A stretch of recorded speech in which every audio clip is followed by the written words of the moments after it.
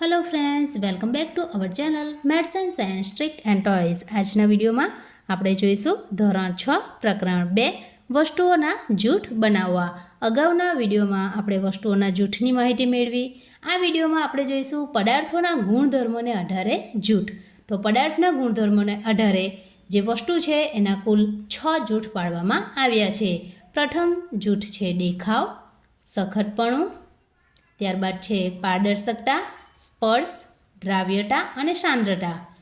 તો સૌપ્રથમ દેખાવમાં આવશે ચમકવાળા અને ચમક વગરના. ત્યારબાદ આવશે સખતપણુંમાં નરમ અને કઠોર અથવા તો સખત. ત્યારબાદ છે સ્પર્શ, એમાં આવશે લીસું અને ખરબચડું. ત્યારબાદ છે પારદર્શકતા, જેમાં આવશે પારદર્શક, અપારદર્શક, પારભાસક.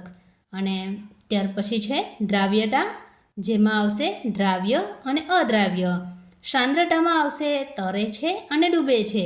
તો વિદ્યાર્થી મિત્રો, પદાર્થના ગુણધર્મોના આધારે જે જૂથ પાડવામાં આવેલ છે જેના વિડીયો હવે પછી આપણે જોઈશું.